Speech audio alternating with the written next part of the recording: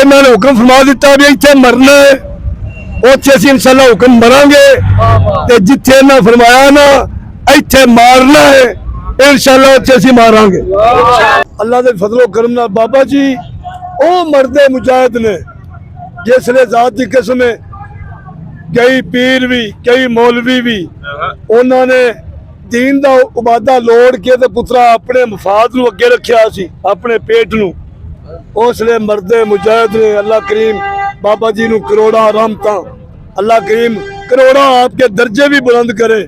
उस वक्त आपने पता की काम किया, जेड़े मखफी राज सन छुपे हुए जात की किस्म वो बाहर कढ़ के ना जेड़े लोगों ने खूहां दे विच ते जनाब तलाबां दे विच नप्पे सन, उत्ते पत्थर दे के बाबा जी ने वो थल्लों कढ़ के सारी कायनात दे अगे छाया कर दिते।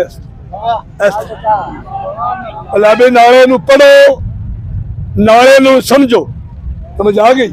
असल आपने घुमाया और जिवें अलामा साहब फरमाते होंगे सदाकत छुप नहीं सकती, मेरे बुजुर्ग आते होंगे सन सदाकत छुप नहीं सकती, बनावट के असूलों से खुशबू आ नहीं सकती कभी कागज के फूलों से। खुशबू जदों भी आती ना, खुशबू वो गुलाब के फुलों से चमेली के फुलों चों आती। आई समझ क्यों?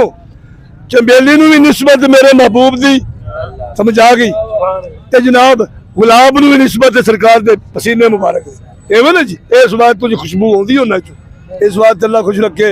बाबा जी ने जो मखफी राज सन जात किबरिया की किस्म में खोल के कायनात नूं दस गए। ते जिहड़ी फिर आपने इशक दी मैं पीती सी ना, असीं आने हुंदे हां, असीं आने सुनो, असीं आने हुंदे हां भाई अल्लाह चल, कई लोग आते बाबा जी ते अल्लाह तआला ते महबूब राजी सन। असीं अगे जात दी किस्म में रब ते रब दे महबूब राजी हुंदे ही उदों ने जदों उन्होंने राजी किया जाए।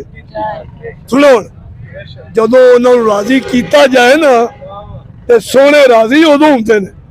असीं आने में जदों मिठा पाया जाए ना, वो दुध होवे शरबत होवे पानी होवे उदों मिठा तां हुंदा जी मिठा पाइए ते।